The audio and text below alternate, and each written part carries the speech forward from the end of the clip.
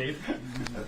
Andy, I was wondering if you could sort of reconcile the Brett Beach that used to run out and get you hamburgers as an intern in Philadelphia with the Brett Beach that goes out and gets you players now. And could you ever foresee this happening in his career way back then? Yeah, I thought, listen, you could see right from the get-go his energy and how smart he was, and and then his passion for the player side of it. So those guys that came in, I gave them the opportunity to either go personnel or go to the football side. And he was so passionate about the personnel side and just digging in with it and finding guys. You know, and you look at Deshaun Jackson and McCoy and Cox, all those guys. He's throwing those guys on my desk, saying you got to get these guys. So he just had an eye and a knack for it, and that hasn't changed. Yeah. We'll do last three. Rob, Sam, and Vi. Go ahead, Rob. Coach Reed, your advice to the rookies and the players experiencing the circus of opening night for the first time. Yeah, you know what's kind of neat about that is you get people from all over the world that show up. Now some of the questions are a little bizarre. So our Brad G talks to them just about you know, how you handle those. That's important. It might be a joke for them, but you know what you say is what you say. So you got to be careful how you present it and present yourself. So for the rookies, that's all new. The veteran guys kind of know that, but the rookies, it's kind of a wild event. Sam? Andy, I'm sure the players are hyper aware that there's so many people watching this game. You guys have played in big games before, but I'm sure nerves can still be a part of the equation. What's the key sort of early in a game of this magnitude? Yeah, I think first of all, it's preparation before you get there.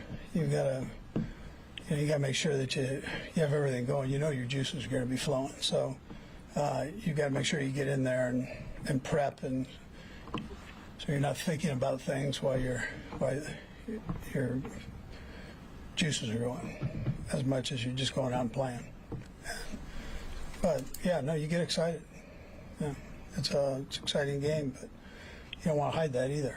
So and then you just kind of settle down as you go through. Vi? Andy, and you've kept a nice relationship with Bill Belichick, and you just did the podcast with him. Did he, when you won number 300, did he specifically reach out to you and congratulate you for that? I believe he did. Yeah, yeah. He's I mean, he's a good friend, so he's great with all that stuff. He's he's the guy. This is all old hat for him. So I have a ton of respect for him as a coach. So, but he's also a friend. Yeah.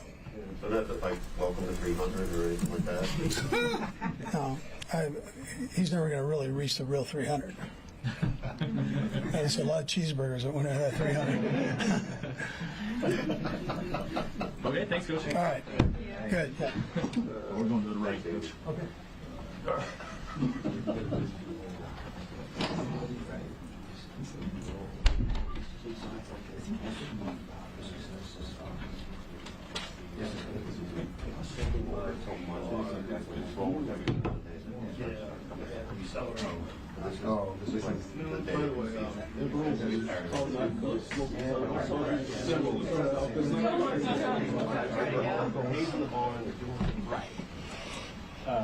Patrick, a lot of people see you guys as the villain, either sick of the Chiefs, whatever. What do you how do you feel about having everyone out to get you guys, I guess?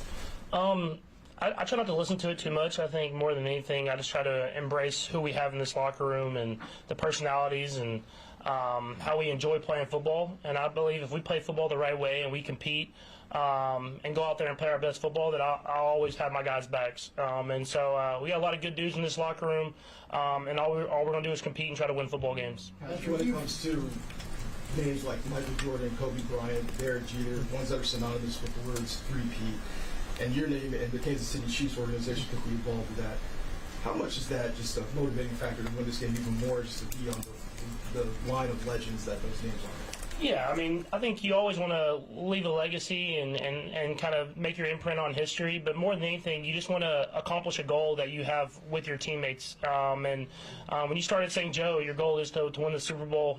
We know it's a hard process. We know it's a hard hard week in and week out. But I'm proud of how our guys have kind of went about that process, and we know it's not going to be easy. This team we're playing is a really good football team, but we're going to go out there and put our best effort out there and play as a team, and hopefully that's enough to get a win. And how much have you admired those athletes like Kobe and Michael, and how much they've influenced you in your career? Yeah, for sure. I mean, I think more than anything is you see the competitors that they are, is that they're going to do whatever it takes to win. And that's what you have to be in order to have success in professional sports, is a competitor, someone that's going to put in the work every single week. And watching them and listening to the things when they talk about, that's helped shape my career on how I have to work. And obviously, it's a long way, I feel like, still for me to go to be mentioned with those guys, but I'll try to do whatever I can to be close enough as I can be. Patrick, you've talked before about how every year is different and the journey's different. Is there something that stands out about this year's journey to this point, understanding you still have one game left? Yeah, I think just, to me, this team's been special because it's been everybody. I mean, if you look at our entire season, it's like someone that makes a big play at the biggest moment to go out there and win a football game, if that's offense, defense, or special teams. And so I think the fact that it's been everybody, it's not just offense, it's not just defense, it's everybody on the entire team is something I'll remember this season by, and hopefully we can do it the right way and get this final win. Films caught last year, you talking with Chris Jones, I'm sure you've seen the clip of just immediately thinking about the third. And I guess as you think back to that, why do you think it was so fast for you that you wanted this one in particular? I don't know if it was this one in particular. It's just when you're on that stage and you're celebrating, you start thinking about the guys that are coming back. You think about how young that football team was last year, and you knew that we had a chance to be in this position.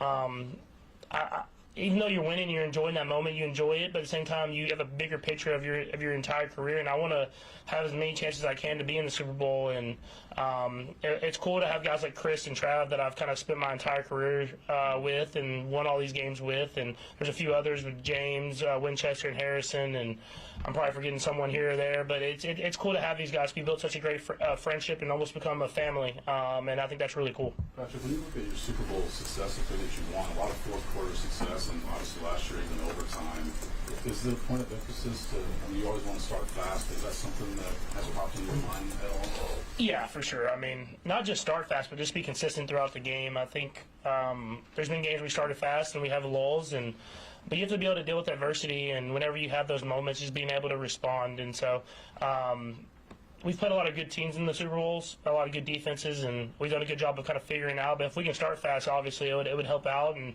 make it to where we don't have to necessarily have a fourth quarter comeback every time. But however you find a way to win, you find a way to get a win. Andy, respect, you guys ran 65 cross-power trap last week. I wondered what it was like calling that in the huddle, and what the appreciation you have for the history of that play, too. Yeah, for sure. I wish I would have scored. It got close. Yeah, the history of that play, the history of this organization, it runs through this entire team. I mean, just like last week, getting that Lamar Hunt trophy back at home, I mean, it's special for us. And that's one of our goals, is to get that trophy and to win it at Arrowhead. It's a special moment. And so being able to run that play, one that I've watched and one that we have a room named after, next time we'll just try to find a way to get it in the end zone. Yeah, that play happened like 25 years before you were born. So what do you know? What do you know about it? Well, you know, I think what's cool about this organization. I know what's cool about this organization is that we always go back and look at the history of it. And if you look at Hank Stram and Lynn Dawson and all the Hall of Famers, I think it's like 6 or 7 Hall of Famers on that football team. We go and we have museums and we learn. And I talk to other guys and other quarterbacks whenever they come in our room, like Carson or Chris or whoever that is, about the history of the Chiefs. And so I think that's the cool thing about the NFL, is that you can look back at these special moments in organizations and really what defines organizations. And so that was a huge moment for this organization. What makes you guys aware of those things? Is it Andy? Is it Beach? Is it Donovan? Is it somebody else? It starts with Clark. I mean, we talk about it before every single training camp. Then it goes down through the line, and I mean, when you're with Coach Reed, you hear the best stories of all time. So I meet with him every single Friday, and we talk about the game plan. But that becomes kind of like a story time where I hear these stories about the great. I hear these stories about the great untold stories of the history of the NFL. And one day he's going to have to write a book, because there's some great ones in there. You just mentioned Clark. I mean, there are other owners that are much more in the limelight and in presence, and we don't see a lot of him there. What is he like as an owner? When you mentioned Carson coming in, guys that have played for other teams, Is that something that even permeates the locker room, or is that so removed that you guys don't really feel his presence that often? No, I think Clark does a great job of being there and showing his support and showing that he is invested, and you can tell he loves it, and not only for his family but for all of us. And then at the same time, letting Coach Reed help run the organization, the football side of it. But he has a huge impact on this organization, the way that he comes to work every single day, and he's there and he's always there. I mean, it is really cool to see. And Texas guy, so all the best are from Texas. We'll go 4 more. Go ahead, Nate, and then you go back. You've spoken before and even now about pretty direct motivation with things like the 3-peat and things like that. It doesn't seem like Andy talks that way or thinks that way, that he's always kind of in the moment. I wonder if you ever heard him talk about that kind of goal, or is he always just on the next? And what do you think drives him then? I think what drives Coach Reed is just the greatness and becoming better people every single day. I think that's something that is special about him, is he doesn't care if he's playing week 18 or week 1 or Super Bowl or preseason game. He's the same. He's the same. He's going to expect greatness out of you, and when you leave the building, he wants you to be a better person than when you got in the building. And I think that makes it you want to be better every single day that you're in the building. And so when people talk about 3-peat and everything like that, we're focused on how we can be better today to prepare ourselves for the next day, and it starts with him. Do you ever hear him say something like 3-peat? Does that ever come out of his mouth? I think the only time I've heard him say it is like to the media whenever y'all ask him about it. So he's very locked in on just how can we be great with our cadence today at practice. So that's just the stuff that Coach Reed focuses on. Nate. Patrick, I think Clark mentioned this after the game on Sunday, but the experience of having Kareem at your wedding and that being a catapult moment that maybe you didn't know at the time that would lead to him having this redemption arc, just what do you appreciate most about what Kareem's done this season? And I guess in a simple term, why did you choose to invite him to a pretty significant day in your life? Yeah, I think first off, with Kareem, obviously he made his mistakes, but I knew the person before and I knew the person after. And I knew that he had a good heart and he had to learn from his mistakes and become a better person because of it. And he did that. He dealt with the consequences, and he's kind of tried to rebound and just be a better person for the community more than anything. And so just knowing him and how close he was to me, but also how he treated Brittany and how he treated my family has always been special. And so I wanted to have him at my wedding. I didn't think anything of having my coaches. I was just having all the people I love at my wedding, and obviously I think Coach Reed talked to him there, and they were able to talk about just things, and we never knew that was going to be coming back to the Chiefs, but getting him back now, you can tell he appreciates the moment. He appreciates being out there on the practice field and being in the building, and it's been fun for him to have the impact on this team that he's had, and it's been a big impact, and to get to the Super Bowl with him, because as someone that I was one of the first people I met when I got to Kansas City, and not to be able to enjoy those Super Bowls with, and to finally get to enjoy one with him will be a special moment. Hopefully we can get a win, and he can enjoy that too. Patrick, you've got some guys like yourself and Chris, Travis, like the trash talk on the field. Woke up the wrong gentleman. Yeah. But Andy seems to have a distinction between trash talking off the field and showing your personalities and doing it off the field, like interviews like this. Super Bowl week becomes a big part of that. How do you balance that? And how does Coach kind of encourage that too? Yeah, well, for me, I'm pretty good at, I don't really talk trash unless I get trash talked to me. So I'm usually pretty calm. But Coach Reed is great about showing your personality, and we want you to go out there and play with fire, and we want you to show how much you care about the game. But we have respect for the game as well, and so we respect the guys on the other side of the football. We know how hard it is to get to this point and how great of a football team and great football players you have to be. And so that's why it's just genuine. You're just honest, and you respect the guys on the other side of the football. When you're in between the lines, you show your fire, you show your love for the game, but when you're off the field, you show respect for the game, and I think that's important, and I think that's why we're in the position that we're in. Nick, and then we'll finish with Matt. Test your memory here. Bill Snyder, we talked to him yesterday. He called you the best quarterback he ever went up against. You remember much about those games? You've always been a historian about the games, too. Did you have an appreciation maybe at the time of your freshman out there playing against a Snyder on the sideline or anything like that? Yeah, for sure. First off, playing against them and then getting those letters after the game, I've kept those letters. And so just a true great person, an iconic coach, and an iconic leader, just made his imprint in football forever, especially at K-State, but just throughout the Big 12 and football in general. And so played a lot of games. Well, I think I only won one of them. I came into the fourth quarter, I believe, of one of them, and then played in at Texas Tech. We lost. I mean, we won at Texas Tech in Lubbock, and then went to K-State, and I came off an injury, and we ended up losing that game. Tried to do a Hail Mary at the end of the game, got hit. I think I threw a pick to DJ Reed, who's in the NFL. So it's always cool when you play the greats against the greats, and you get to see their impact and why they're so great. And so it was some fun moments for me in college. Did you get a letter after every game, or how many? I got two of them. So the first one I didn't get one because I came at the fourth quarter probably, but then the second one and the third one I got one. Patrick, the Alex Smith trade was 7 years ago today. When you think about all your success since then, how did Alex leave an impact on you to get to where you are now? Yeah, I mean, just showing you how to be a professional. I think that was the biggest thing, and how to go about your business. Obviously a great dude, someone that comes to my charity golf tournament still to this day, and I spent a lot of time with Alex and his family, and I think more than anything, he made an imprint on how you prepare, how you go about your business every single day, and how you get better. And for someone coming out of college and going into a professional world, it helps speed up the process of me becoming who I am. Thank you, everybody. Thank you, Patrick. Thank you.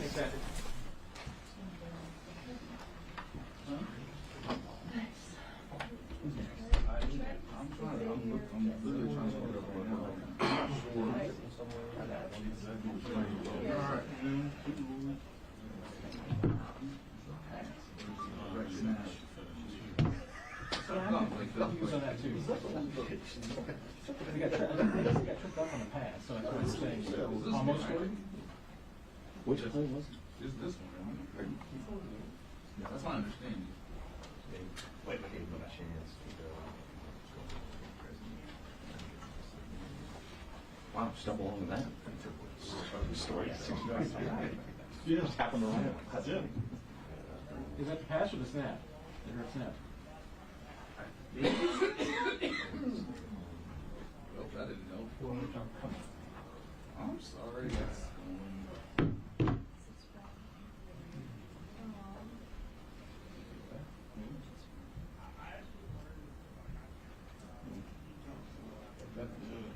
I thought that's what it was too. Well, I said they almost got me. Which drive was that? Right. First shot? Second quarter.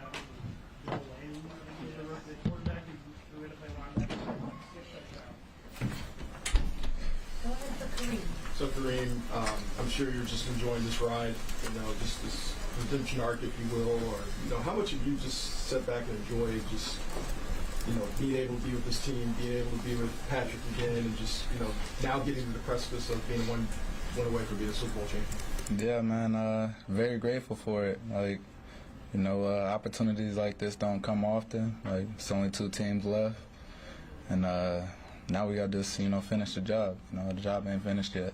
Kareem, when you were, Was there a time you thought, hey, I'm never going to get there, when you watched your old team go and, and you thought, boy, I'm never going to get my time?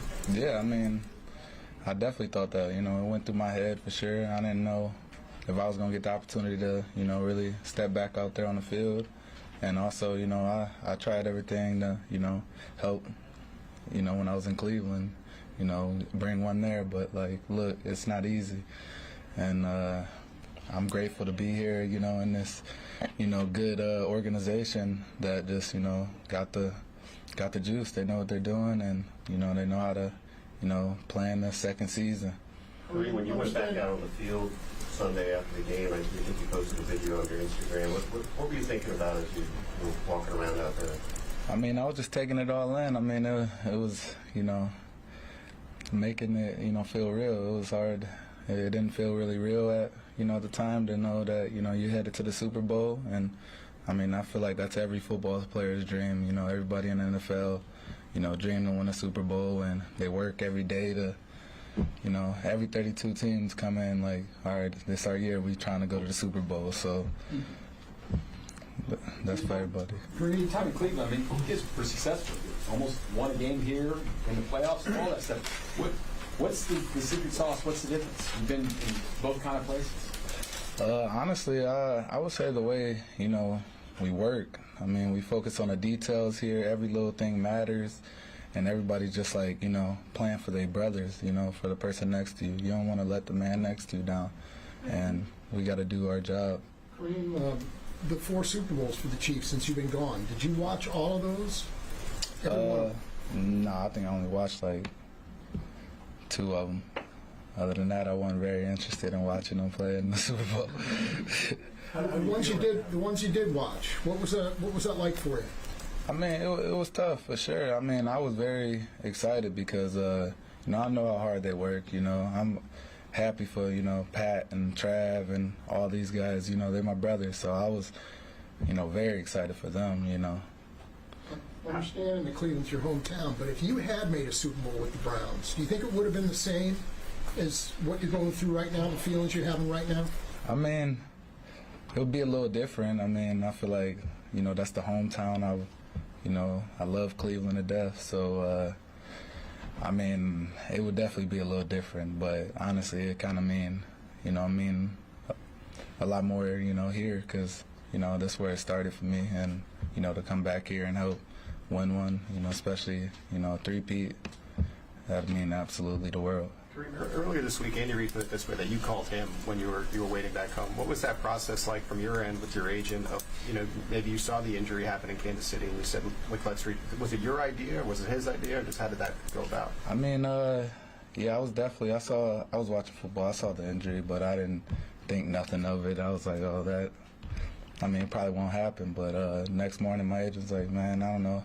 You want to shoot them guys a text or something? Just let them know. I mean, I was like, that ain't a bad idea. I'll text Pat and Coach Reed. I mean, shot him a text and just was telling them, like, I've been grinding, man. I'm hungry and, you know, I want to come help y'all. So if y'all got a, you know, spot for me, I'll come put in the work. He said he'll get back to me, and he ended up getting back to me later on, like an hour later, 2 hours later, told me to get ready for a flight.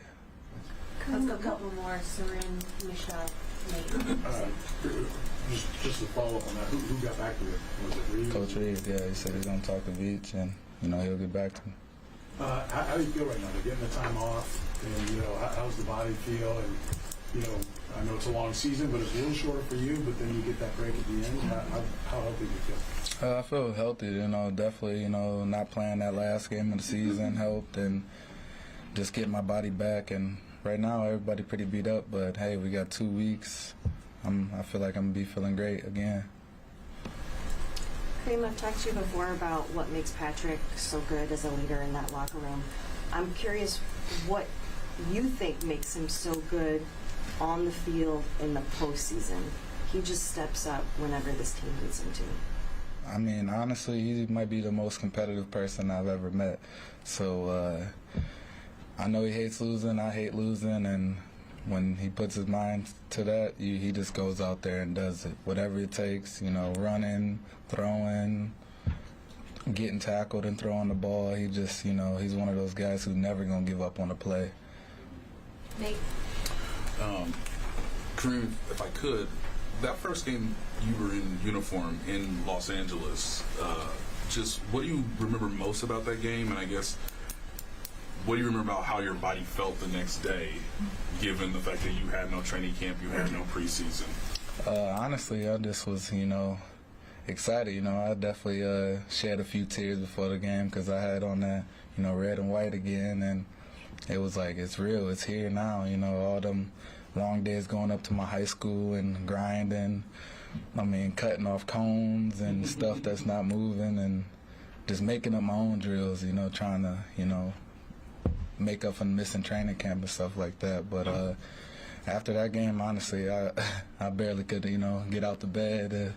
It was tough, man. It was just like, I mean, I did all this hard training, but nothing compares to actually going out there and getting hit and getting tackled for 3-4 quarters. And it was tough because now I was like behind the ball a little bit. I had to focus on my recovery early when I was getting back. Spent every day in the training room, getting there at 7 a.m., 6:30 sometimes, just, you know, working on my body, trying to, you know, stay up to speed so I didn't miss no time because I've already missed a lot of time.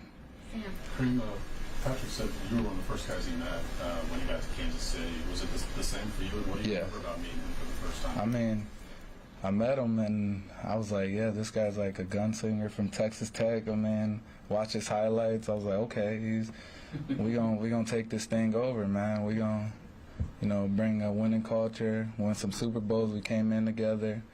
We were roommates, as rookies, and hung out all the time, man. We used to go to Topgolf, do everything together, just hang out all the time. So it was kind of weird because I was actually playing and stuff with Alex, and he was just the backup, and now he's the man, the face. Thank you. Thank you. Thanks a lot.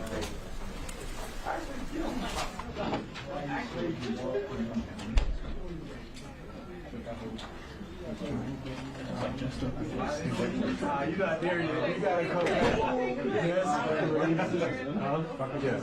Rock, paper, scissors? All right, let's shoot. Rock, paper, scissors, shoot. Rock, paper, scissors, shoot. Rock, paper, scissors, shoot. Rock, paper, scissors, shoot. Okay, Justin Reed, fire away. Rock, paper, scissors, champion, Congratulations on the baby. Just talk about that and how things are going. How's mom? I mean, most exciting thing that happened over the last couple weeks for me. We're trading off getting some sleep right now. But it's just the usual things, feeding, sleeping, cleaning diapers. We're getting a lot of practice at those.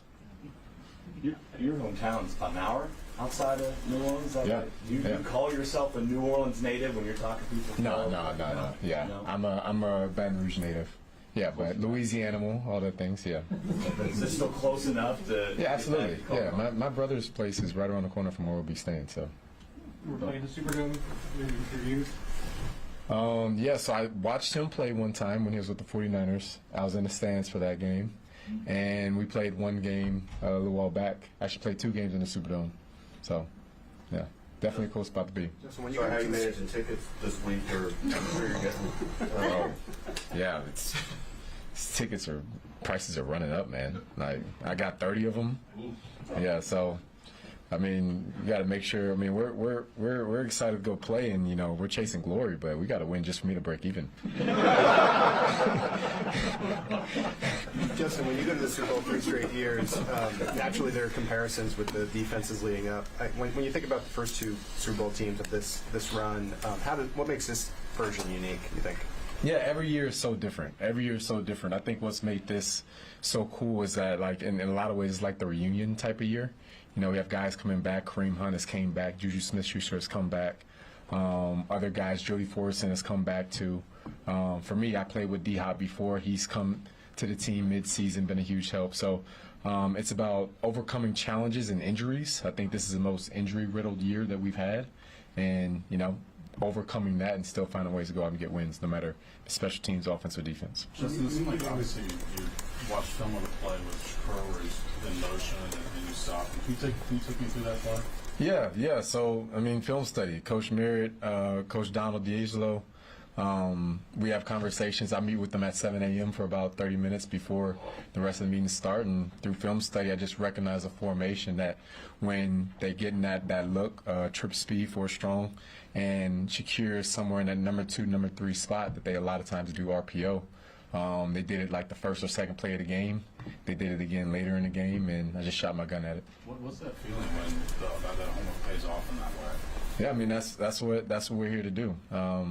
Film study, any way that you can find an edge, and then you're able to see that and apply it on field. That's where you make some plays and hopefully turn the tide in the game. The big blitz at the end was obviously a huge play, and Steve's known for that. I'm just curious, when you get in here, I'm sure you heard a reputation of what he is and what he does. Is there a moment when you first start seeing all the blitzes and what he'll call and he'll do it, where you're kind of sets you back, kind of shocks you on how aggressive he can be at times? Yeah, no. you get used to it. I mean, my first year here, like the amount of different pressures and cover zeros and simulated pressures, like the sheer volume of it was like a little bit like, whoa, this is really deep. I haven't been a part of something like this before. But as you get a ton of reps at it and you start to get a feel for the defense and start building your confidence in it, then you start to be like, you're almost hungry for it. Like, yeah, let's put in more. Like, let's put in something else that somebody hasn't seen. And then you just keep building that arsenal, and he's able to pull from it whenever he wants. We'll go Vahe and then Nick. Justin, of course, you're working more directly with Steve and other coaches on your side of the ball, but I wonder what you would attribute Andy Reid's success to, and what you've seen in him that suggest he could be this time? Yeah, a couple of things. One is just his sheer consistency. He is the same guy every day of the week. You know exactly what you're getting, and the standards are known and they're expected and they're demanded, honestly. And you know, we go out and we play at a Chiefs level of football. And then two is he's like I said, there's the same thing about Coach Spags last week in a presser, but I mean it all stems from the top, right? Coach Reed builds things around his players, like he highlights strengths, and he'll bring a guy in and he'll create plays for him and he'll do different things, and he might go back 30 years in tape and find a play and bring it out and be like, well, I know we have this guy and I want to highlight him and his skill set to do this week, and he's really creative about it and they have a lot of fun doing it. So it's a fun environment to play in. The amount of consistency here, just to have a routine that you know and the standards are expected, it's awesome to play in and be in an environment like that. And I think that's a huge credit to what our success has been. Do you also see his ability to connect directly with players individually? I mean, is that something you can see at your distance? Yeah, absolutely. He allows his coaches to coach, but he also, like, when he feels the need to have a personal conversation with guys, he's had a handful of them with me over the years, both on positive things and things that he thinks that I could improve on or whatever it is. But like his timing with his conversations and his tone with it is just top notch. Justin, you obviously did your homework before you signed here, but anything about playing for Andy surprise you or different than maybe you thought it would be before you got here? Yeah, you know, there's no real way to talk about how the training camps are until you actually get here and experience it, because, you know, I'm like, oh yeah, training camp, I mean, how bad could it be? You know, and then you go in there and you're running a 20-play drive, back-to-back tempo, and, you know, 15 of those plays are all deep balls, and you're running back to the line of scrimmage to do it again. Just so tough, but the dividends it's paid, just, you know, it just makes you believe in it. And once you've experienced success doing it, then it's like, okay, this is the way that needs to be done. And, you know, players start building and buying into that standard and demanding it of each other. And then that's when you start building something really special. Nick, and then we'll do one more. Justin, what does it mean to you to be a part of DeAndre getting the moment of being an AFC champion, playing in the Super Bowl with Kareem? Yeah, bro, I'm so excited. I mean, I sent a tweet out 2 years ago, like, trying to reach out to D-Hop to get on, hey man, come win a ring in KC, and we get to make good on that promise and have an opportunity to do that next Sunday. So so excited for those guys, and it's the best to see players like their first time winning an AFC championship or winning a Super Bowl. That was just me 2 years ago, and getting spoiled, getting an opportunity to go and do it a third time. But like those first time guys, it's so cool seeing the look in their eye and their excitement. Speaking of those first-time guys, your advice for them to handle the circus known as opening night?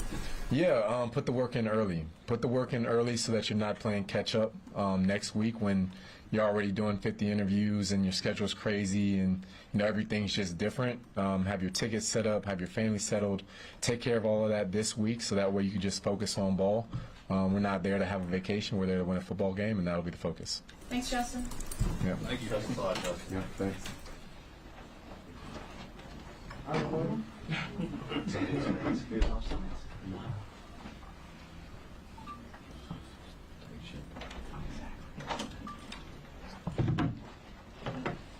Y'all saw me losing that rock, paper, scissors. How often have you guys had to do little rock, paper, scissors to settle things? That would look like you guys.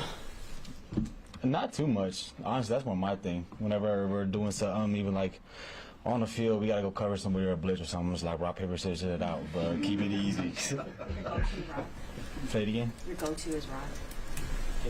Come on now, you see, like I can't say nothing. So Jalen Hurts has been criticized this season just for not being able sometimes to put up consistent yardage. That wasn't an issue for him, obviously, last week. What stands out to you about how he's playing lately? Yeah, I mean, I think over the whole season, yeah, you can say his stats weren't that great, but I think he was still a really good quarterback, you know. The supporting cast he has as far as O-line, running backs, receivers around him allows him to play more freely, and I think over these past few games he's really been able to trust his guys out there, you know, trusting his feet, scrambling, and also just trusting his arm and trusting his receivers. Steve's unafraid to bring defensive backs on the blitz. What's that feeling like when 22 gets the call to go in and do it? I love it. I always tell people I have the biggest smile on my face when I'm blitzing. Like, that's my dead giveaway if you line up against me. I have the biggest smile on my face. So I think it just goes back to Coach Spags just trusting us. You know what I mean? When you blitz, there's some holes in the defense. Some guys maybe put in awkward situations. So whenever he sends a blitz with the game on the line, you know he trusts the back end and trusts the people blitzing. Trent, you're part of the 2022 draft class that knows nothing but winning Super Bowls. You know, how much do you and George and Brian and Leo and all those guys that came in together? How much you guys sometimes think to yourself like, yeah, this is all we know is winning? And what did you learn about the culture beforehand that made you guys carry it through to know that all you know is winning Super Bowl? Yeah, I mean, surprisingly, we don't really talk about it that much. You know, I think since it's still early on in our careers, just the day-to-day grind, just like that fight to just keep getting better and keep proving yourself is still like the main thing to us. I think last Sunday, the AFC Championship game was like the first time we all really like just took a moment with each other and hugged each other and just like, wow, like this is an amazing moment. And then you walk right back in the locker room and you can just see the focus in guys' eyes and just understand that there's still so much left to prove. But it's been special to be a part of a group like this, coming in as rookies. I think the vets, the leaders, kind of just set the standard and the stage. You know, we came in after they lost the Cincinnati Bengals, and the emotion about it, the energy about going back and understanding how much it meant to them to lose it was huge, and that kind of just set the basis for us moving forward. Once you got the fourth down play call and saw how Buffalo was lining up, what was your confidence level that it was going to work out the way it did? Honestly, whenever Coach Spags calls a blitz, I'm usually pretty confident. You know, I think especially late in the games, he does it very well where you never know what side the blitz is coming. You know, guys may say, yeah, you know, they're going to blitz, but you don't know which way it's coming. And I heard the O-lineman actually check the protection the other way, and right after that, I was like, we got him. So when I blitzed, I mean, Jay Reed was in front of me, George was in front of me, so I was just like, you know what, let me just back up. Like, I don't even blitz no more. Y'all already got him, and, yeah, it was just a good feeling. And obviously the Eagles' two primary receivers are built quite different. Yeah. What's the challenge of preparing for both of those guys simultaneously? Yeah, I mean, A.J. Brown is your big physical receiver who can really make all the catches. You know, he does the dirty work. Definitely a deep shot guy that Jalen trusts. So you got to be physical, you got to be on your P's and Q's, and you got to know what routes he likes. And then you got Devontae Smith, who, you know, is dynamic, who can stretch the field, who's fast, who won the Heisman in college. So a lot of respect to both those dudes. And I think the defensive back room just understands the challenge that we're presented with. Couple more. How much are you looking forward to face A.J. Brown after the first Super Bowl? Yeah. I remember walking off that field with mixed emotions. You know, as a whole defense, we were really excited that we won, but we still thought we didn't play our best game in that last Super Bowl. So going into this Super Bowl, there's definitely a challenge that we have to uphold. You know, and going out there and having a better showing, but also just the energy and the level of focus that we have to have. You know, we know the challenge that's in front of us. We know they're going to bring their A game. You know, they lost to us last time, so, you know, they have a chip on their shoulder, and we just got to be ready to go in there and work. And I know you said you don't really talk about it with your draft class, but you got to have buddies from back in Washington that maybe in the league or even high school guys, and they ever give you a call and be like, what the hell, man? Like, you know. Yeah, no, I've had my fair share of people looking at me and just being like, you know, how are you in this moment? Like, how does it feel? All these things. And usually it's like when I'm working out, so I'm just like, it is what it is, and kind of ignore them. But yeah, just trying to talk to people at Washington, talk to people around the league. Like, you can't really put into words like how it feels to be a back-to-back champion or how it feels to go back to another Super Bowl. I always just tell them just watch on Sunday, and after the game I can give you a little more details about what it's like. Last one. Anyone? Great. Thanks, Trent. Appreciate y'all. Thanks, Trent.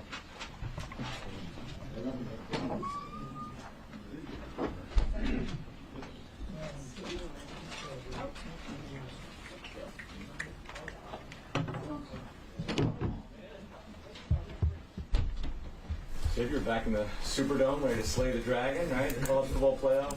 Man, I was hoping to get back in there, man. Lost my last one in there, so just get a chance of redemption. I mean, at the time, that was the biggest game of your life, right? Yeah. Yeah. What do you remember about that? I got this picture in the end zone when I was sitting in the end zone. They doing like the ceremony, so that's just like my memory. My memory bank. Motivation. It's my motivation. Yeah. Xavier, saw what Brennan and he was telling me just how, you know, he always believed in you. What was it about not just him, but just all those people in your youth that believe in you to make it to where you are now? Yeah, Coach Marion actually came from my youth, which is crazy how he coached me in college. So, like, Coach Marion was, like, one of the coaches that gave me, like, my first offer.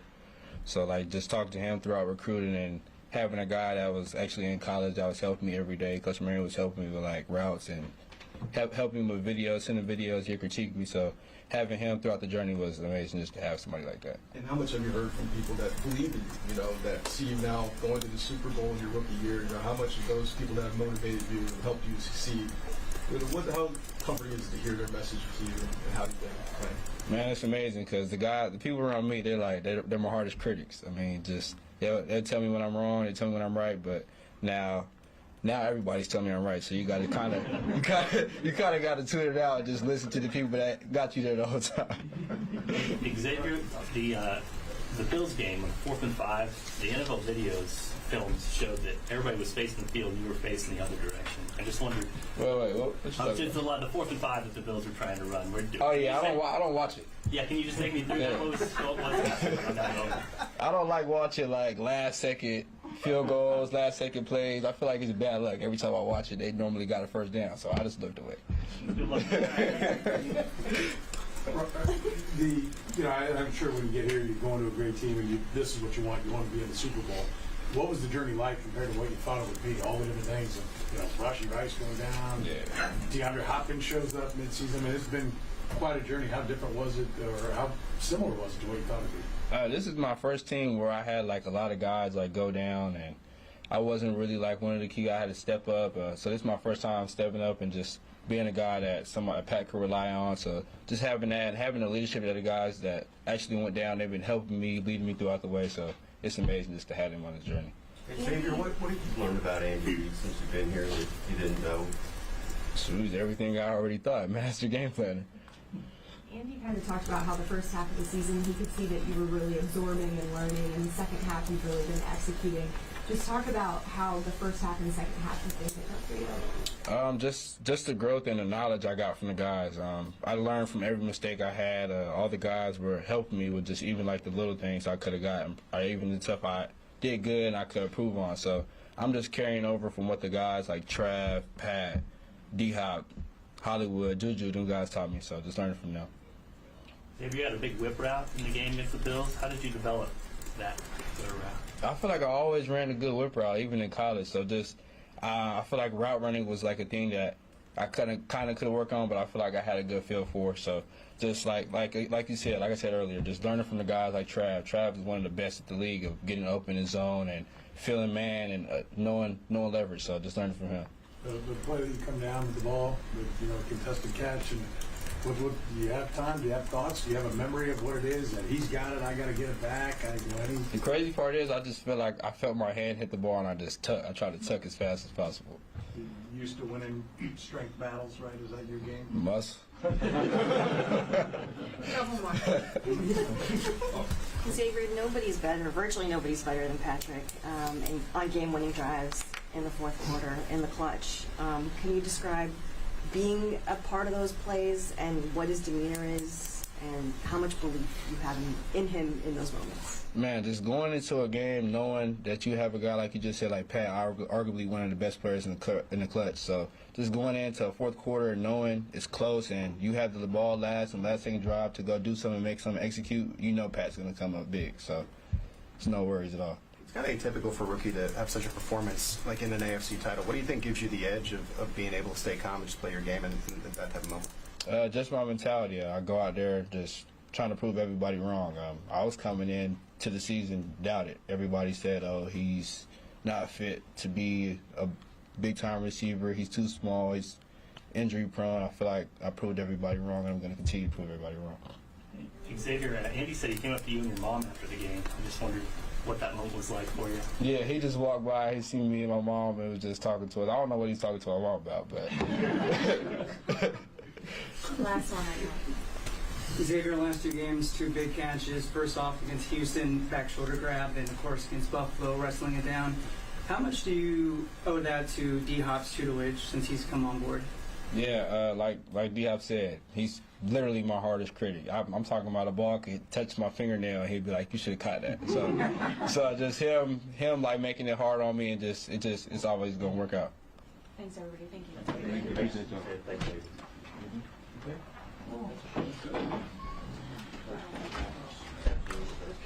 Yeah, let's get some stories off there. Yeah. It's not game one. Not a game one.